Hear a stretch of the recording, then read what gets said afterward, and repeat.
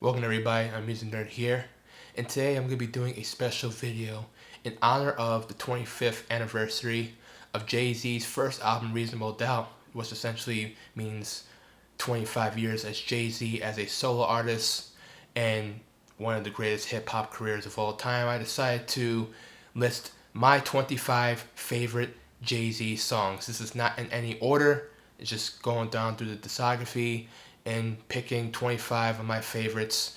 You know, as we all know, Jay-Z, he's going to be inducted in the Rock and Roll Hall of Fame. Just a legendary career in music. I mean, he's done it all from business to music to film. Just one of the most popular artists out there in the world. And growing up, I was a huge Jay-Z fan, bought most of his albums. And yeah, it'll be fun to go through this kind of evolution of his career and picking out the tracks that stood out to me. If you enjoy the content on this channel, hit the like button, hit the subscribe button down below. If you are a returning subscriber, hit the notification bell to be alerted for new content. First track I want to talk about off of Reasonable Doubt. Obviously this is a classic, Brooklyn's Finest, featuring Notorious B.I.G. Only passed away a year later. The interesting thing about this track, Jay-Z was seen as the heir apparent to Biggie Smalls. Both grew in Brooklyn, obviously, and both had similar personalities. Biggie was kind of like the smooth ladies' man, but he was also a vivid storyteller, very braggadocious, and very much of a wise ass. And Jay-Z kind of brought that same persona. Jay-Z goes for one, Biggie goes for one, Jay-Z goes for one, Biggie goes for one. And to be honest, by the end of the song, you're astonished, because the big thing was Jay-Z, they're being hyped as heir apparent to Biggie. Could he keep up with Biggie on a song? And mind you, what a compliment for Biggie, because he didn't just guest appear on anybody's song back in the days. Collaborations were much less frequent. And what a compliment for Biggie to say, hey, I see what this kid's all about. I'm going to come on his first album. And man, what an amazing treat that we got here. So glad that we actually had a Jay-Z Biggie song while Biggie was still alive. And both of them just spinning bar for bar. There's so many great lines here. It's one of my favorites, Jay-Z songs, just shouting out the neighborhoods and actually living here in Brooklyn now and actually seeing the neighborhoods and the streets that they were shouting out in the song. Great treat for me as well. Next song is Dead Presidents 2, and this is one of Jay-Z's more somber, more reflective tracks.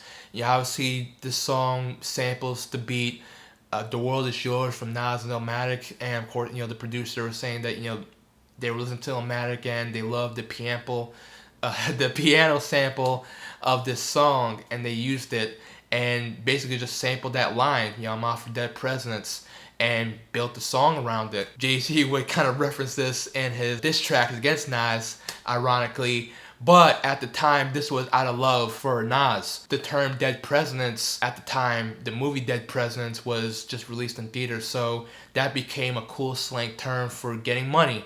And, Benjamin Franklin, George Washington, all that stuff, getting dead presidents, that's the term that we use to this day. Even though Jay-Z was playing a gangster, he was reflecting on his own personal life. It's always fun to go back to an artist's first album, first couple of albums, and to see damn, they're really they're kind of like one of us. And Jay-Z at the time, he was like one of us, just trying to get by, had dreams of becoming the rich, successful man that he is today. So love this track. Next one, very underrated track, but one of his best closing tracks, Regrets, off the Reasonable Doubts album. And Regrets, like Dead Presidents, another very somber track, and Jay-Z just talking about all the stuff that he obviously regrets in his life, obviously growing up, being a drug dealer and being associated with crime, and sometimes not making the best friendships work, a trend that we would see throughout his career. Jay-Z had a lot of enemies throughout the years, and I know Jay-Z just kind of reflecting, all of us, just hey, my life wasn't easy, and I wish I had made some different choices in my life, but hey, I'm here now. Regrets is one of those songs that I go back to often because, every human has regrets, and even the great Jay-Z, to put it out there and to say, hey, I can relate to all of you. all of your struggles. It's quite moving. Next song, Where I'm From. If you're a Jay-Z fan, this is one of his most popular fan favorites. You know, if you're from Brooklyn, you know, this is a song that is kind of an unofficial anthem. Jay-Z talking about growing up in the Marcy Projects. I mean, this is about as close of a personal song that we're going to get from Jay-Z. He doesn't really tend to go to this lane often, but when he does, he really just hits the mark. And Where I'm From, the beat, just grimy, just like in the video with the crowd. And that's the thing, that's the thing I miss about rap videos, is that you see guys with their crew, you know, no talking about expensive cars, girls shaking asses. I mean, that's nice, but like, just like Jay-Z, like in the hood, just like, yeah, man, this is where I'm from. So I always love when Jay-Z got in that bag. This is off the In My Lifetime album, an album that I feel kind of lukewarm about. Jay-Z was obviously going through his commercial side, but tracks like this remind all of us why Jay-Z is one of the best of all time. Next one, Hard Knock Life, Ghetto Anthem. This was the song that blew Jay-Z way the fuck up. I mean, this was played everywhere. I mean, you could not go anywhere without hearing this fucking song. And, you know, Jay-Z, this got him his first Grammy. At the time, you know, a lot of people were like, what the fuck is he doing sampling Annie, of all things? And listen, I grew up with Annie. I love the musical, the movie. But then when you really think about it, you know, it's pretty smart. You know, Jay-Z and Annie, believe it or not, have a lot of things in common. And for Jay-Z to kind of utilize that metaphor for his own life, this is why Jay-Z, you know, is so brilliant, because he's able to take things from pop culture and bring it into his own life and, you know, bring it to the masses. So yeah, I mean, definitely the first couple of times you hear this track, it's like, whoa, this is like, you know, I mean, what? It's like weird. It's Jay-Z using show tunes, but when you listen to the lyrics, it's he made it work, and he made it street. It just crossed over with everybody. Yes, it's been overplayed over the years, but it's one of those songs, like I said, like Enter Sandman, Welcome to the Jungle, where you hear it, and it's like, all right, I understand why this is a classic. Reservoir Dogs and Jay-Z featuring the Lox. You know, don't know the Lox, you know, Jadakiss came from that group, Styles P. One of Jay-Z's best posse cuts. You know, the sample, that funky guitar, that it sounds like a 70s porn movie. The title, Reservoir Dogs, obviously based on the movie Reservoir Dogs. Rappers just spitting dope shit. I mean, what can I tell you? It's an underrated deep cut that I go to often. The next one, Big Pimpin'. This is a song like Hard Knock Life, played everywhere, featuring UGK. This is one of the first times that Jay-Z utilized Southern rappers. Looking back at it now, yes, it is misogynistic, and Jay-Z has kind of regretted making this song. But the production, you can't, the production's amazing. I mean, that beat, and it's a banger. I mean, you play it today, 20 years later, you hear that beat, despite the lyrics, you hear it and you're like, it's a party song. You know, Timbaland producing this song, and remind you, at the time, Timbaland was closely associated with Missy Elliott, Aaliyah, Genuine. He had very spacey, funky beats, and this was a very abnormal beat for Timbaland. I mean, yeah, ironically, Timbaland being the abnormal producer, producing a song that even for him was too different, but utilizing kind of like that Middle Eastern flavor. I had no idea that Timbaland produced a song years ago, because it doesn't even sound like a Timbaland beat, but it just showed you, you know, how diverse Timbaland was, and Jay-Z and Timbaland would go on to make many great tracks in the future. Next song, I Just Wanna Love You, Give It To Me. At the time, this was Jay-Z's most popular song. This was produced by the Neptunes. This is a concert favorite. Everybody remembers that breakdown where Jay-Z sings off key. You know, everybody does it in concerts. It's a funny thing. One of the standouts on the Dynasty album. On that same album, This Can't Be Life, featuring Beanie Sigel and Scarface. This is a top 3 Jay-Z song for me.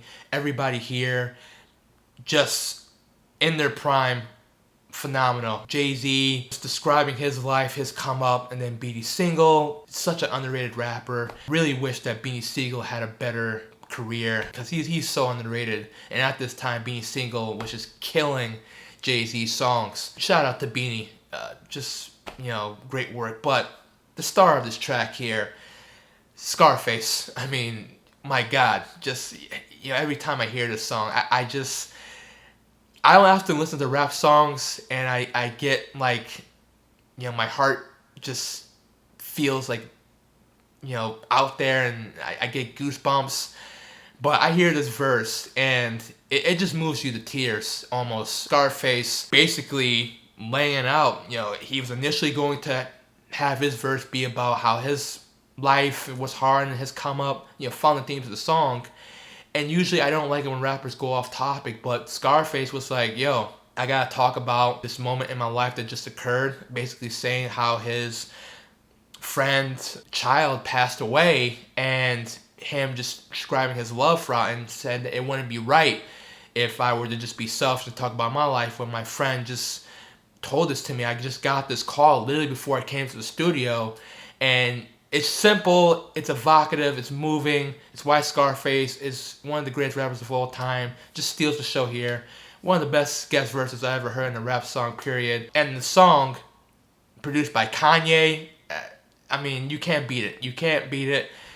This Can Be Life. If you've never heard of this song, just please check it out. Would have wished this was released as a single, but hey, you know, it is what it is. Next song, Takeover, which came off the Blueprint album.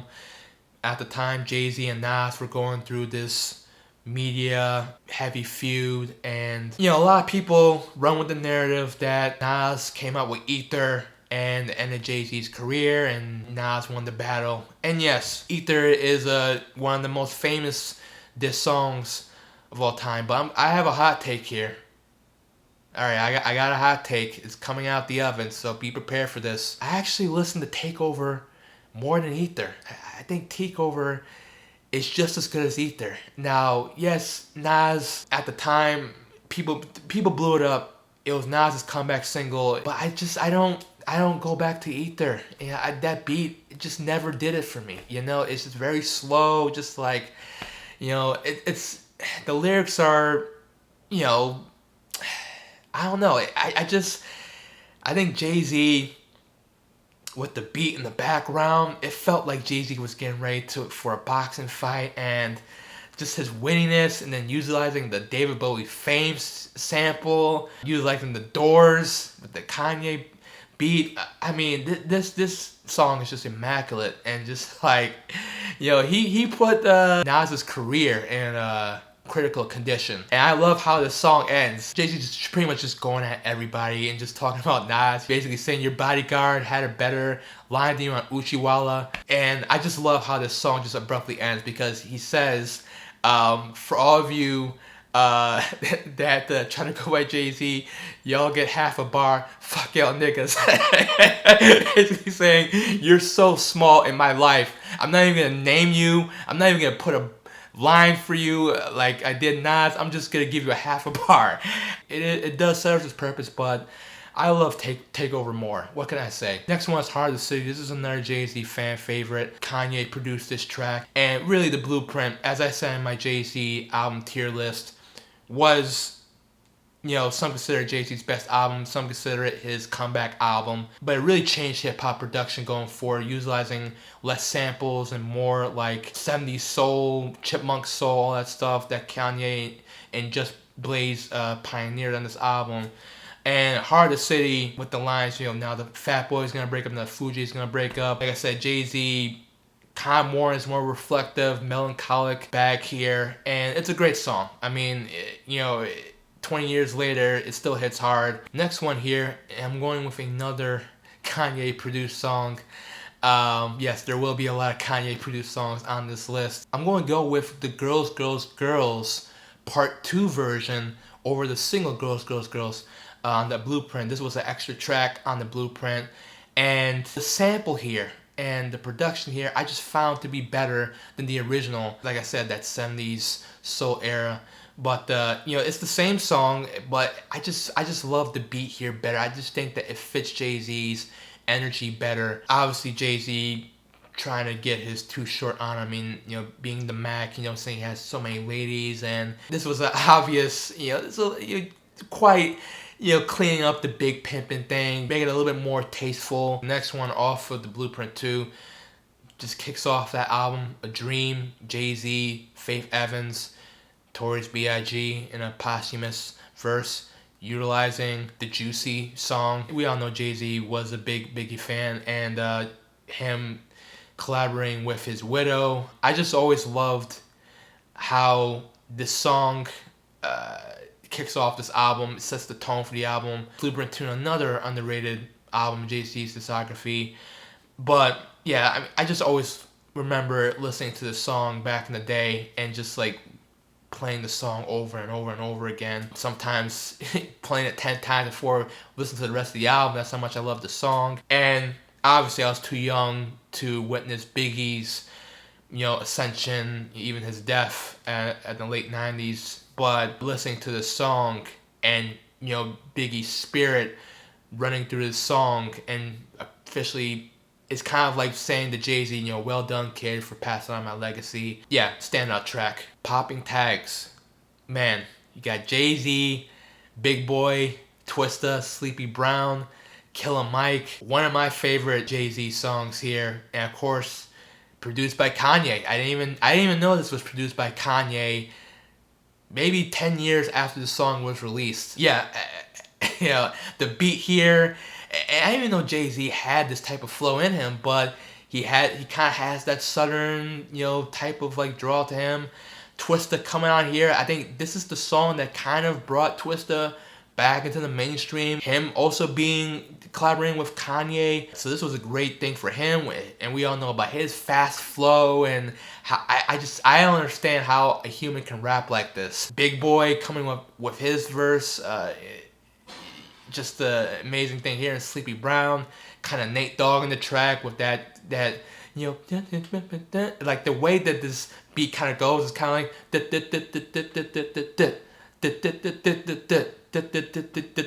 it's like, it just makes you want to bop your head. Just like I can't say enough great things about this song.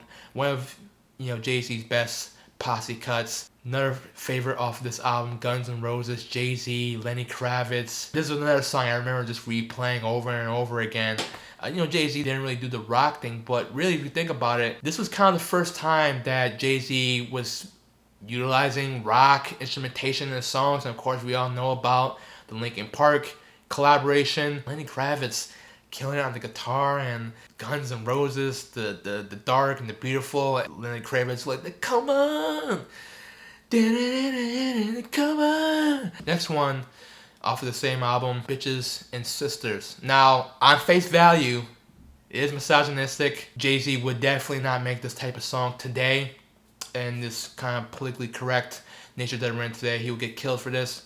But if you really dig deep down what Jay-Z is trying to say in this song, it is in its own way empowering. Basically saying that the people that Jay-Z respects, the sisters, the ones that are independent, the ones that hold their own, they support their lover, they do everything right. And the bitches, the ones that kind of leech off of you, the ones that don't support you, and he lists this out in the song. And the beat here is also amazing, just kind of like that, just like that, don't do. Jay-Z, this was kind of like, in his own way, giving praise to the women that he loves, that he desires. Next song, You Don't Know, and I'm just gonna say two words here. Just Blaze. Thank you and good night. Just Blaze is the star of the song. I mean, this is one of Jay-Z's best produced songs that you hear that beat and makes you want to have a heart attack. Next song coming off the Black album, Encore, and like You Don't Know, this is kind of like a very celebratory track.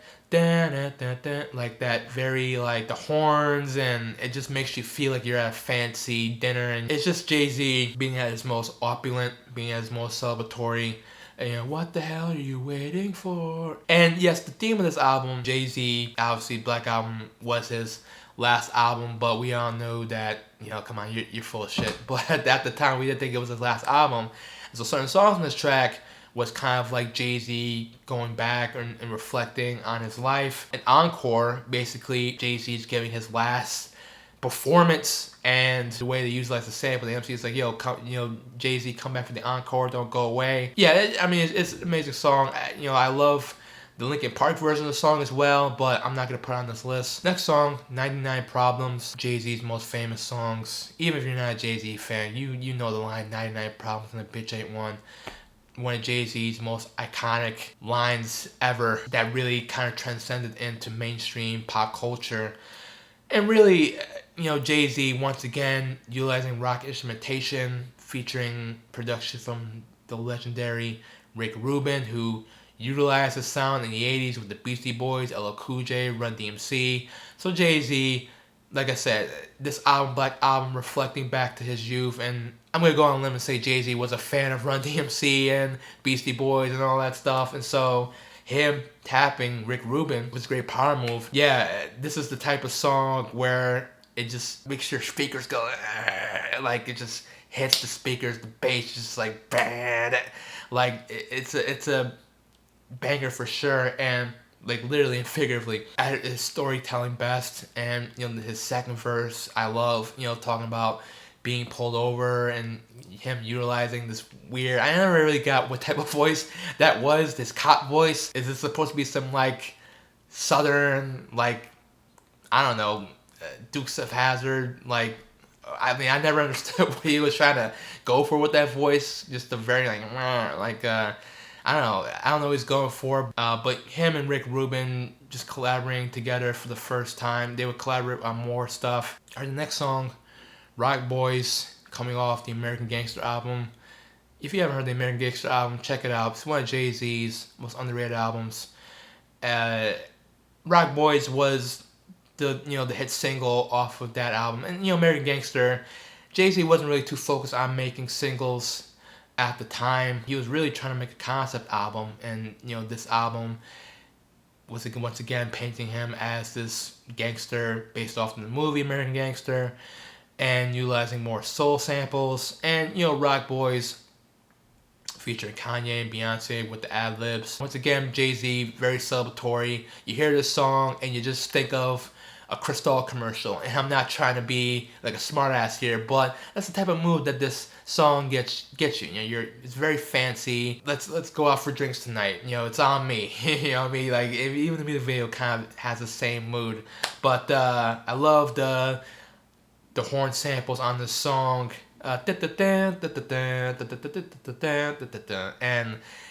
we in the hat, like, I was shocked that this song wasn't a bigger song. I only think barely got in the Hot 100 at the time, but very solid song off of a very solid album. Next song off of that same album, American Gangster, Ignorant Shit, Jay-Z and Beanie Siegel.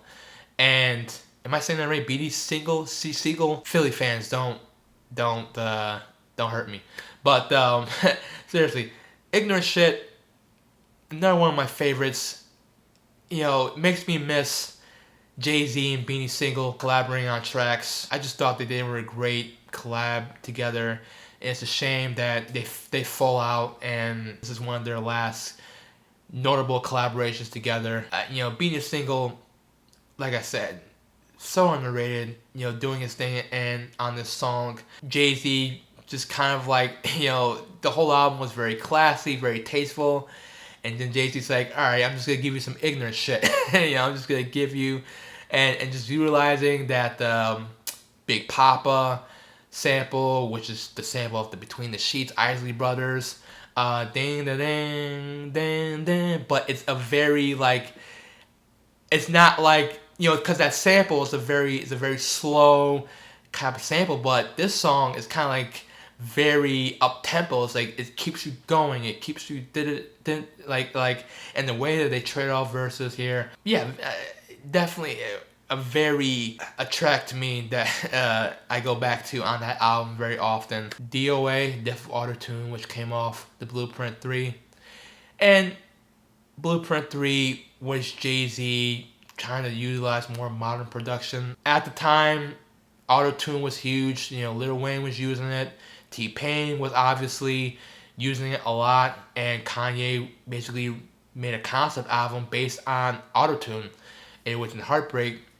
And Jay-Z, being the traditionalist that he is like, nah, fuck that shit. I'm not using autotune in my songs. And yes, this does have like old man, you know, get off my lawn type vibes. This is when Jay-Z was kind of like the elder statesman of hip hop and trying to like to cry like what's right and what's wrong in hip hop. And I know some younger rappers are like, all right, Jay-Z, roll their eyes, like, all right, old man, like telling us what we can and can't do. But I agree with him. You know, I hate autotune. I just at the time it was rappers were just using it for no reason, and it just never sounded right to me. I think the only people that really used it right, in my opinion, was T-Pain and Kanye. Other than that, I just never liked autotune in rap. Yes, I'm gonna be that guy.